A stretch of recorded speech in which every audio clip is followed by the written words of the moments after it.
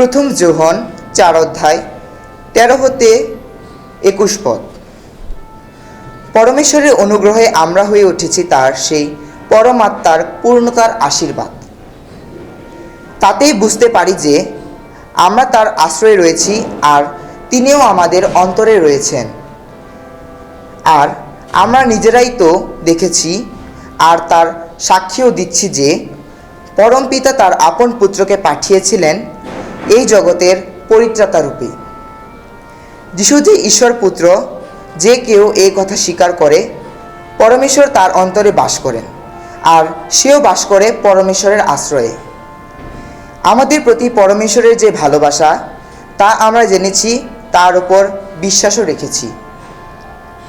পরমেশ্বর প্রেমস্বরূপ।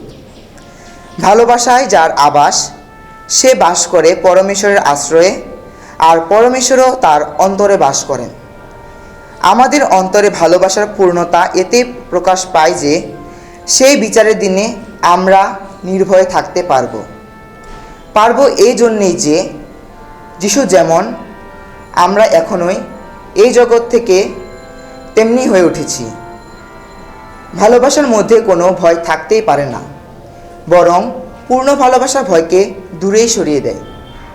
আর এই ভয় তো শাস্তিরই ভয়। তাই যে ভয় করে তার ভালোবাসা এখনও অপূর্ণ। আমরা যে ভালোবাসি তার কারণ পরমেশ্বর নিজেই প্রথমে আমাদের ভালোবেসেছেন। কেউ যদি বলে সে পরমেশ্বরকে ভালোবাসে আর তবুও সে যদি নিজের ভাইকে ঘৃণা করে, তবে সে মিথ্যাবাদী। কারণ যাকে সে দেখতে পায় তার সেই ভাইকে সে যখন ভালোবাসে না, তখন যে পরমেশ্বরকে সে দেখতে পায় না তাকে সে তো ভালোবাসতেই পারে না। আর আমরা তো যিশুর কাছ থেকে এই আদেশই পেয়েছি, পরমেশ্বরকে যে ভালোবাসে তাকে নিজের ভাইকেও ভালোবাসতেই হবে।